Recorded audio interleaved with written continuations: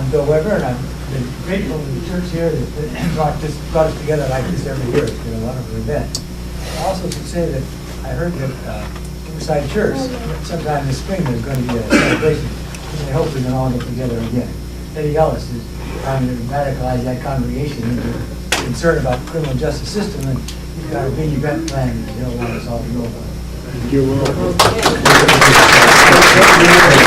My name is Melvin Isaac, and the topic of this show right now is New York Theological Prison Program.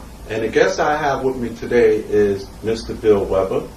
And Mr. Weber, I'd like to ask you a question about the prison program of the New York Theological Seminary, what made it so successful. Will you tell me, when did it begin? It got started when the prison system decided to shape up and do a better job after the terrible Attica riot. And that for the first time that it was made it possible for inmates in the prisons around the state who wanted to use prison time to make sure they could get a GED and then actually get a college degree. A lot of colleges around New York State discovered that the federal government would pay the tuition through Tablet Pell Grants, so they didn't have to worry about collecting tuition, and it was a win-win situation. A number of colleges made higher education possible for inmates. Inmates got a break, and the colleges came out ahead financially. The problem was, from one sense, a lot of men at summer prison finished college and had excited about education and wanted to do more. 5, 10, 15 years to go before parole, they got together at one of the prisons and decided they wanted to do graduate study. And they talked to the superintendent and others, and they decided the prison chaplain was a pretty good guy, that maybe they could get a seminary that would offer them a graduate seminary degree. And they'd heard about New York Theological Seminary as an exciting experimental seminary in New York City that had developed a lot of new programs for African American clergy and inner city churches and so on. So they sent the chaplain down to the seminary to demand the New York Seminary offer a graduate degree program. That's how it got started. So how did you get involved with it? I was the president of the seminary and had lots of freedom because I took over a seminary that was about to close. It was running out of money and desperate for a future, and I had the freedom to develop some new programs and lots of leeway to do new things. Got all new trustees and new faculty, so we were flexible. So when they came, figuring they'd have to have a big fight, even very aggressive. He said, "We're here to demand that you do this." I said, relax, let's talk about it. Before he left, I not only agreed that the seminary would be willing to develop a program, but it worked out in my head and with him a curriculum for the first year. And then I was able to go to the trustees and faculty who were excited about the idea, and that's how we were able to get started and to find the money to do it. So when y'all got it started, where did the New York Theological Seminary, where was it at? We were located right in the middle of downtown New York on 29th Street. But what happened was that one of the prisons that was most open to the finding a future, and the superintendent there, the superintendent liked the idea of doing something new and exciting. And so the agreement with Albany was they would cooperate. They were very open in those days to doing something creative. So the prison system was willing to cooperate with us. The deal was that they would transfer 18 or 20 men from all over New York State whom we had accepted through a tough admissions process. They would transfer them to Sing Sing, and for a full year, their total assignment would be to the seminary, to be involved in a very demanding year of graduate education. So that's how it got started, by our picking a group of 18 men out of 700 applicants, men who had a 4-year college degree. They get transferred to Sing Sing, and then we owned them for a whole year. One thing I wanted to know is the men that was at Sing Sing that graduated with a master's degree. Before they even started the program, did they have to have a bachelor's degree in any type of education? They couldn't. Were not allowed to come to us until they had achieved an accredited 4-year college bachelor's degree, and that was possible almost in most prisons around the state at that point. So it wasn't. There were plenty of applications. We'd have 100 applications, and it could take maybe 20 men a year. And so we had no excuse for making any mistakes. We figured out how to get people that we were sure were going to take it seriously and could profit by it. I should tell you too that for a teacher in a graduate school, to have people that live in the facility and are assigned to you full time and are under the discipline of a very demanding system, Yes. prison system, you to have students who you could expect to do the best possible work of which they were capable, give it their full attention. They were assigned to you full time. They would go to class 2 long blocks of time, and then they had to do jobs in the prison. But we made it supervised ministry in jobs where they'd be helping other inmates creatively. And for the faculty then to feel that if any student wasn't doing the best of which he was capable and giving his full attention, you could throw them out because they weren't paying any tuition. So the faculty had this wonderful, exciting time to have students who really responded to the best they had to what was being offered. For faculty, it was unbelievably exciting. Yeah. And the result was that for the inmates, I think you could say that on the whole, they got an education that money wouldn't buy anyplace else because they were able to give it their full attention. And so the result of this was that you got a group of really sharp guys who went through that program. And your concern was not that they get academic head stuff. The concern was that this was a graduate theologian, that they would grow in their own personal maturity. That they would become all that God intended them to be, and figure out what gifts they had that they could use to help other human beings.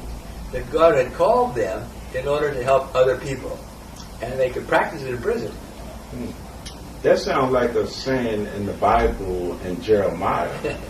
Is that I think you know about that saying, and I think it's Jeremiah 29. You remember that saying that they said in the Bible that the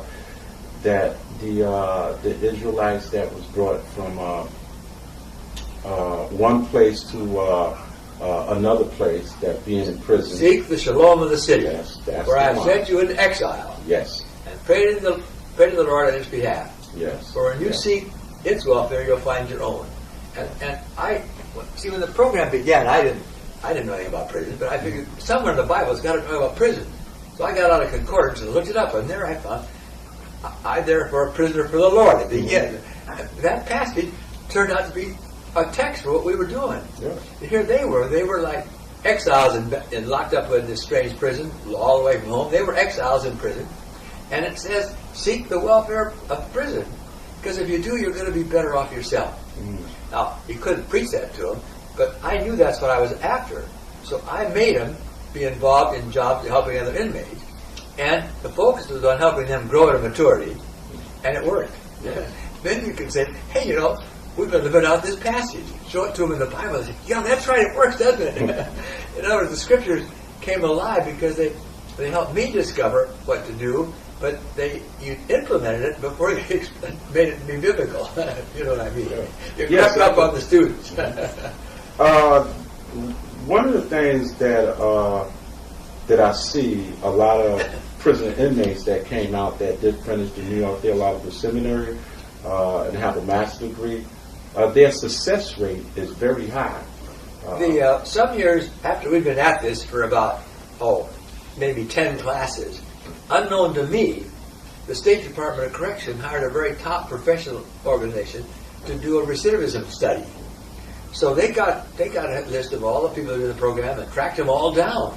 I didn't even know they were doing it until I got the memo. And this organization had done recidivism studies of other programs and so on. And when they sent me a copy, I was intrigued because it said, we think we've done a careful, thorough professional study, but we are really troubled because of the results. And we think we better do some further study to make sure we didn't make a mistake. Because they couldn't believe that it was almost 100% success. That of all the men, by then it was 95 or 100 who come out. There only 1 or 2 had been returned to prison. And neither of them for another crime, but because of some stupid parole violation. In other words, the program had 100% success in eliminating, in giving the men a future. They couldn't believe it. So that actually had a lot to do with you as the president. Well, no, it had to do with the fact that the students were excited because here were a group of college professors and seminary presidents coming in and taking them seriously. We thought they were worth something, you see. I'll never forget. You may not know this, but I've been there about a month at Sing Sing in this big room we had down in the education department. Yes. And a big sign appeared on the wall one day with a picture of a little black kid. And it said, "Listen, kid, you're somebody because God don't make no shit." Well, yeah, but that said it all, you see. Yeah. In a sense, these guys, from the time they've been born, I discovered most of them had been brought up in poverty, in schools that didn't give them a chance, in broken homes, and they had to survive. Here they were, suddenly, they were taken seriously. And here were the outside professors coming in and giving them the whole day a week. And here was the whole institution taking them seriously. And you suddenly, they realized they were good for something. And then you gave education, which equipped them because part of their assignment was they had to spend a third of their time in some engagement where they were helping other inmates, helping them in substance abuse programs, or helping them learn to read, or helping them deal with conflict violence. And when they were doing that, the whole thing worked. It helped them realize that they were good for something. And the result was when they got out, they were able to find, by and large, our graduates have been able to compete with people with a Master of Social Work degree in human services jobs around the city.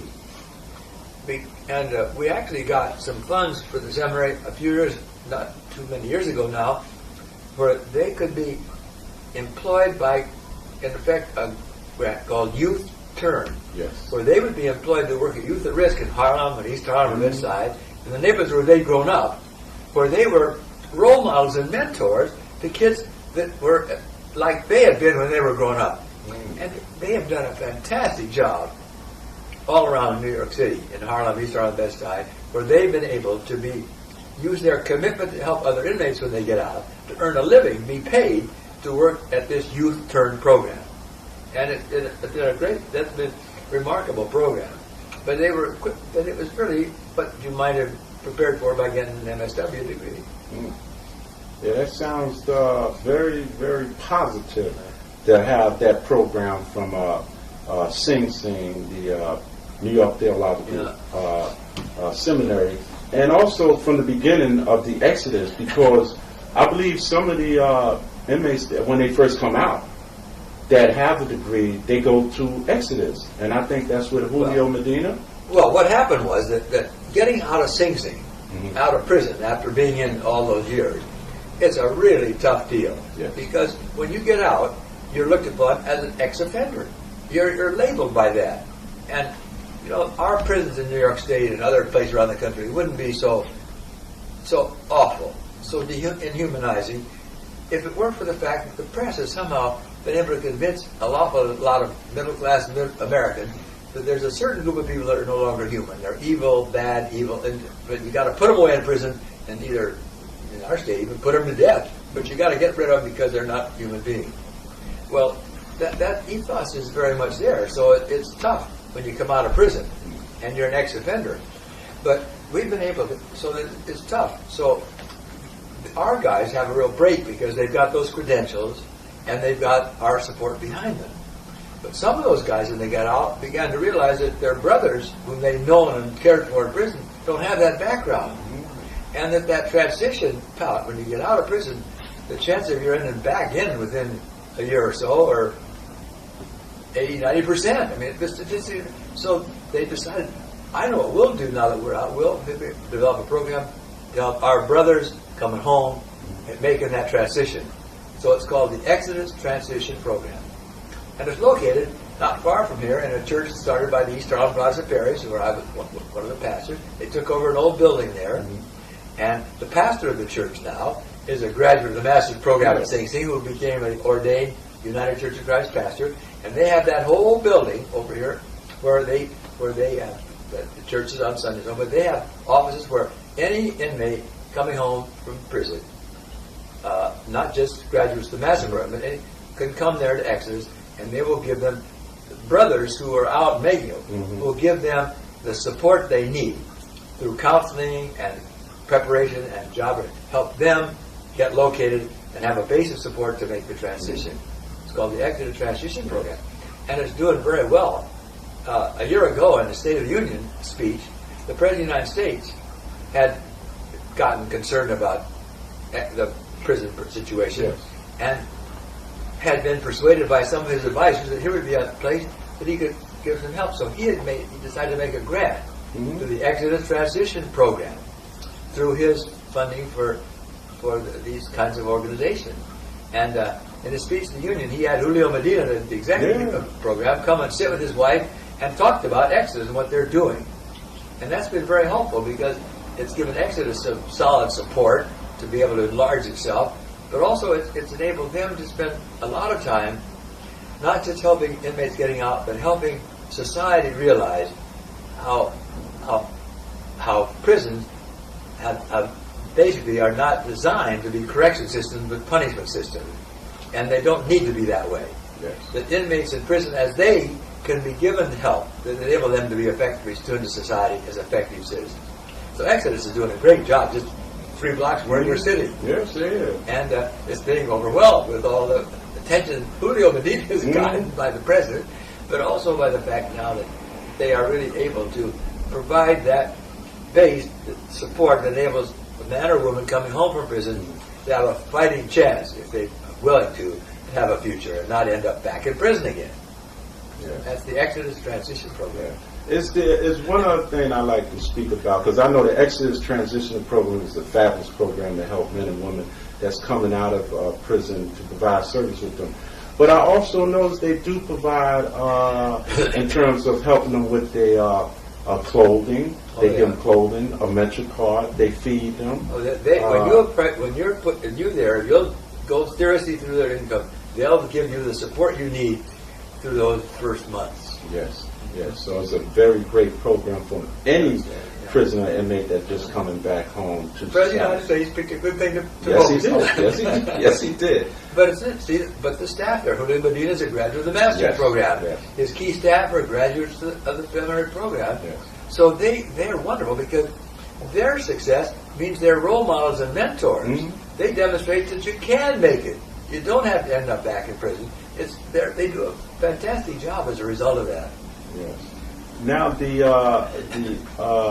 there's a very great high percentage of the prisoners that did graduate from the New York Theological Seminary, and their success story is enormous. But they also, I heard that they have a website. They're starting one now. They're starting one now. Can you speak on that? Well, I don't know much about it, except that the men who've come home, Yes. like yours, they are all eager to make sure they can be helpful and all the way along. And one way was to get in various parts of the city groups where together would be able to be available to help inmates who come back to that area and so on. And then they also want to keep all the graduates and men who come out like to be linked together for mutual support over the years. They've got they're unique in the experience that molded them, and so there's a very strong support group that's designed. Now, the thing that's important, we tried to say in prison, your job is not to help just to help the victims of problems in society, not just to go around and do the kind of social work that helps deal with the victim. But you got to do something about the cause that made him victim. Yes. And to have all if we're not doing something also to scream bloody murder about the fact that the prison system has got to be a correction system, not a punishment system, and that we enable the programs to come back in. I mean, they killed all our college programs, which had the best results of anything in the prison except for us. To kill funding for college programs is so stupid. Every man or woman gets a college degree in prison under those Tappan Pell Grants, which was federal fund, saved New York State $50,000 or $100,000 in recidivism. So that the money you spent helping an inmate get an education fiscally is going to save you a lot of money. But for society, you see, that tolerates these prisons to let an inmate get an education when is pretty hard to deal with. You see, and I watched it happen at Sing Sing. There's a book written called New Jack by a reporter that wanted to be what it was like to be a prison officer, guard. He went through the training unknown to them, and then got a job at a prison. at Sing Sing, and then wrote a book about his experience. And what became it all became clear to me at once. The whole time they were in boot camp, being prepared to be prison officers, they were taught to remember one thing. You're dealing with the scum of the earth. These are not human beings. You've got to be careful, or you won't survive if you're not very careful. It's a very dangerous place. So, you're this guard. He comes into Sing Sing.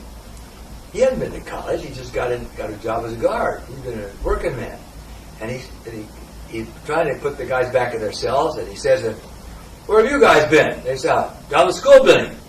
"What the hell have you been doing down there?" He said, "Going to college." Blows his mind. He hadn't been to college, and these scum of the earth he's supposed to be terrified of, they're getting a paid college degree while they're in prison. This is impossible. That's the kind of pressure, and that's why it was possible to kill all the college programs without the kind of resistance that you might have got if you were only concerned about making prisons a place that prepared the men for a future. It's a real tough dynamic, you see, that the pressure, the idea of letting inmates get a college degree is very hard for the staff of the prisons to tolerate when they have it, particularly they don't have one. It's really ironic, you see. Yes, it is. Those are the kind of pressures we're under. Yeah. But when they killed all the college programs, which there's some still have survived in New York State thanks to the colleges digging into it, finding their own money to do it instead of being supported by the federal government. When they killed the college program, the superintendent at the prison called me up and said, "Bill, how can they do something so stupid as this?" He said, "You got 6 graduates here. Why can't they offer courses to other inmates?" Well, I said, "Why couldn't they?" Now, you can't have college courses being taught by inmates. But what I did was, I talked to Albany, and we worked out a deal where our graduates, at Sing Sing, there'd be 15 of them. They would offer a year of courses like the ones they'd taken. And I would get volunteers to come in from the outside, civilians, to be the teacher. Though the inmate might do a good deal of the instruction. But it was a real model to have an inmate teaching with a white suburbanite coming in to teach. And we were able then to work out a curriculum that colleges have been able to accept as college credit. So that superintendent moves to another prison and calls me up, "Weber, I want a program here." 9 different prisons around the state, the superintendents have demanded that we use our graduates in those different prisons to offer something for other inmates to do.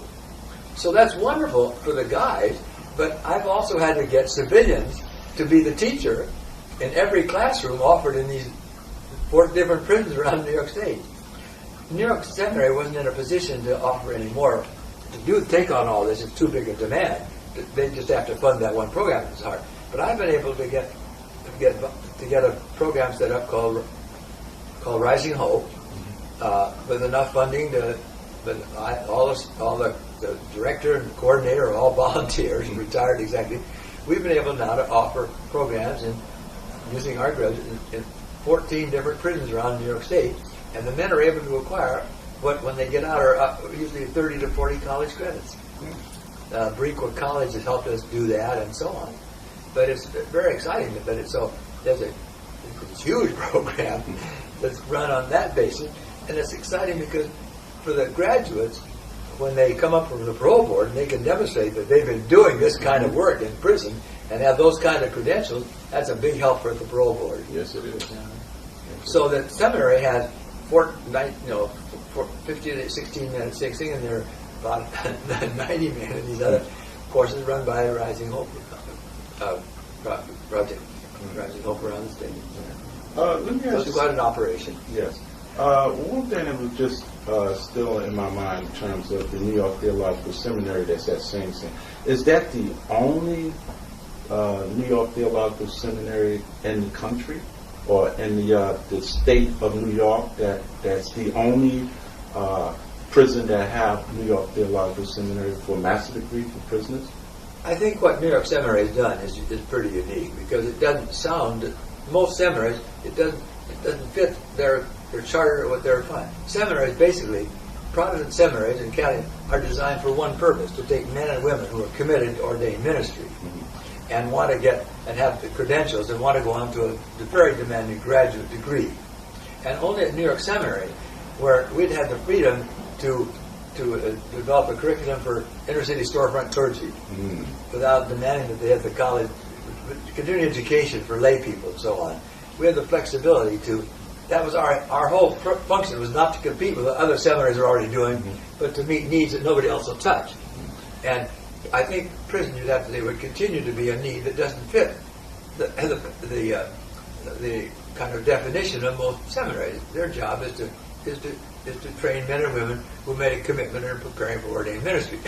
I don't assume that any of the inmates in any of the programs I've run are planning on being ordained clergy, because that's too far down the road. I hope some of them will, and some of them are, and the pastor of the church I'm a member of is a graduate, and so on. But the point is that a seminary has to have a different thing. Our job is to take the needs for graduate theological education of those that otherwise wouldn't have any option for it. So New York Seminary had the freedom to do crazy things from the point of view of the establishment. And so I know you don't expect other seminaries to undertake that, though I'm sure that there are some where there were openness to it on the part of it could happen. But it doesn't. It's not how seminaries understand their own vocation. It doesn't seem to fit what their calling is. But Union Theological Seminary has been implicated in helping develop something like that around this. So what I'm hearing that and Sing Sing is the only one throughout the state prison that has a New York Theological Seminary. Well, that's not the program that I'm running now. And we're in 9 other prisons, in 14 prisons. So we're not providing seminary degree. We're providing college degree. Okay. So we're filling that. We are doing that around the state. And I say there are 3 or 4 more. The superintendents like the idea because it has something that keeps inmates occupied and something that's creative. And what's good about it is, though, you see, I have no problem to getting volunteers to come in and help out, because I don't know any place that someone who wants to be involved in helping others, social welfare, human services, where the rewards are so great, where you can see men come alive to discover a sense of their own humanity and grow in their own self-esteem and develop their own. There's no teaching available that's as rewarding as this, where you can see the results that are so dramatic.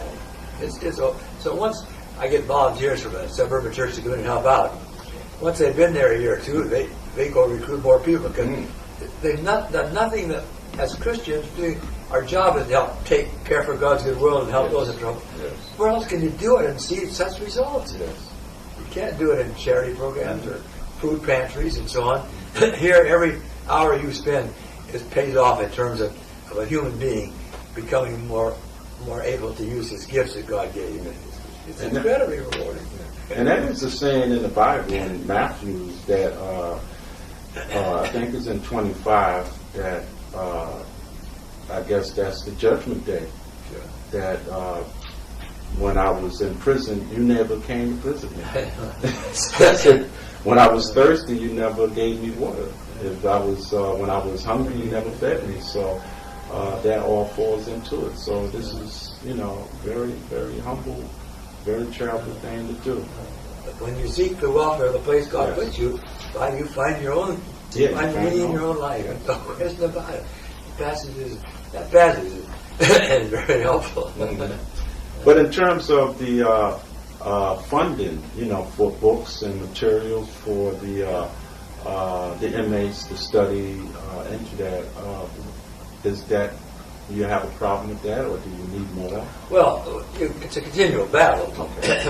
But once you get a congregation, in these Westchester community involved, then they, as the people, the volunteers that are working there, make sure they got what they need, and that helps. But also, we've been able to have to keep working at it. But the resources are there. Once you get the volunteers, then they tend to get their churches concerned about it.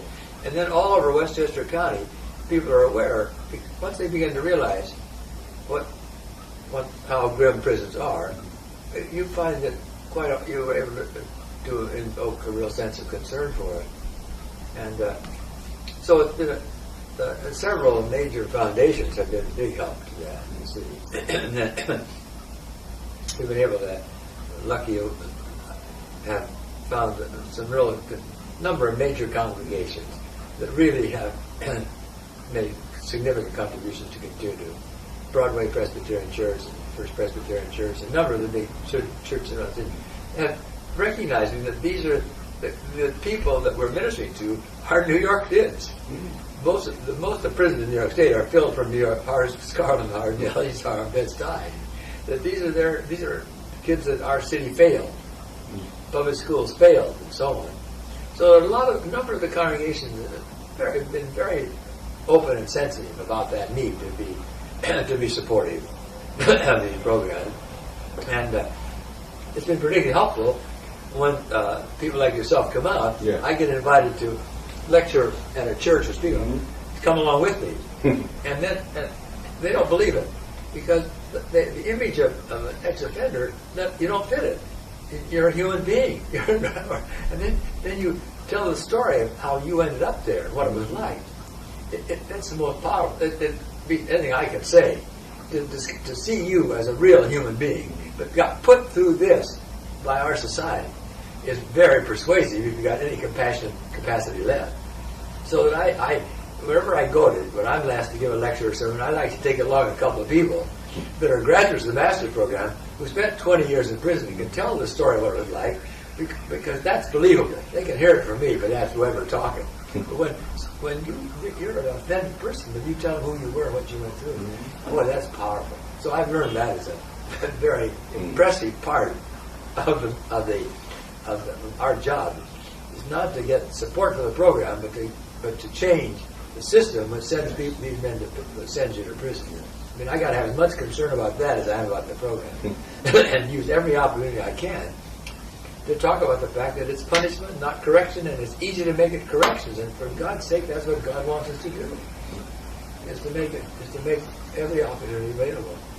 And it's so painful to see how viable it is. How prisons can be correction systems if you want to do it. And when they have when the prisons do that, the results are dramatic. Yeah. So, Bill, tell me now, what are you retired from the president from the New York Theological Seminary, so now what would be your name? You're President Emeritus? I'm President Emeritus of the New York Theological Seminary. Yes. And former professor at Union Theological Seminary. But I'm now I'm the chairman of the Exodus Transition of the Rising Hope Ministry. On the board of that. Now, see, there is. I don't know if you heard this or not, but I came across a fascinating article once by a man I knew, much involved in social media. He said, well, we clergy, we never retire. These are our discretionary years when we do the things we're good at and where we're needed and like to do, and we don't have to do any of the junk any longer. Well, I still have the fundraising job, but I'm involved in 9 different in all these different prison programs, and I have a phone bill. I don't mind it, but about $100 a month from collect calls from our graduates around the state, who and then I probably write 15 letters a week for the parole board, and so you have a real ministry still and going with the men getting out. And then I have an office in Exodus where I see you guys as you come home. I'm still right here in the community for a little while longer. Yes. Well, that was very exciting. Your story about the New York Theological Seminary and who you are, and the success of all the alumni that came out of New York Theological Seminary from Sing Sing, and what they're doing now, and your insight on it. Very, very, very great. They're a great bunch, and it's amazing in the different things they're doing all around the city. Yes. The Exodus program and the transition program are wonderful ways to make use of them, because you guys are mentors and role models in Harlem, East Harlem, and Bed-Stuy, and way no professional can be. Yes. No white middle-class suburbanite. You have a unique role to play.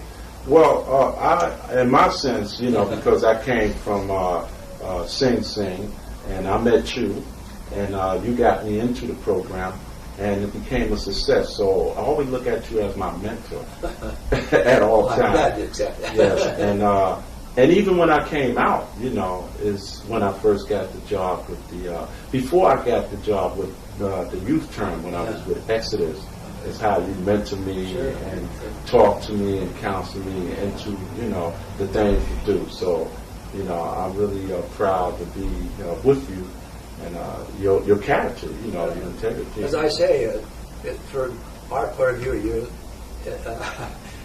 you can win, but don't worry about it. But it's such a rewarding place to be. Yes. There's no place. I don't know any clergyman that wouldn't envy the results that you get in this program. In spite of yourself. Yeah. No, it's just providing a context in which you can be what God wants you to be. Yes, that's and it. it's providing the context, and not that you do something that's unique, but you make it, you set the way in which you can be what God intended you to be, and it happened. And it's exciting to see it happen. Well, with Bill Weber, I'm very appreciative, Well. and I thank you very much for the interview. And so that's it for our show. Thank you very much. It's Bill Weber, and I'm glad to welcome you here. It's been interesting that my successor said, "Oh, you don't fit me, hang around," so I didn't have to look for a job. And we want to welcome you here on behalf of the seminary. This is the most exciting thing, the most creative program any theological seminary in the country runs. 2 weeks ago on National Public Radio, there was an 8-minute program in which a number of these men were heard speaking. And we have had phone calls from all over the country because people are delighted to know that a seminary would actually be having a program like this. And we say it's because they're the most exciting students you could have in a Protestant seminary anywhere. So we're glad that you presented them to us and that you came here to help us share in what is, without doubt, one of the great celebrations of the year in New York City or anyplace else. They're a remarkable group of people, and it's a joy for the seminary to have them now become our distinguished alumni. They'll be scarred with that mark for the rest of their lives.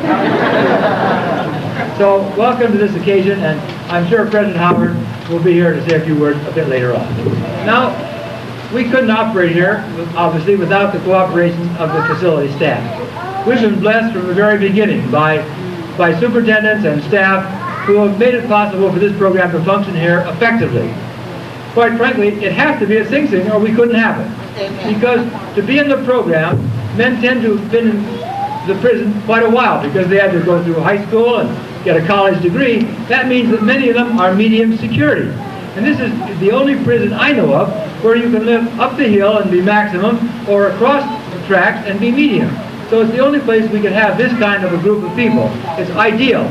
But fortunately, the facility staff here, beginning with Superintendent Greiner, Dep. Brent Keene, and especially the person with whom we most intimately relate, Dep. for program Elias Carrillo, have made this program possible.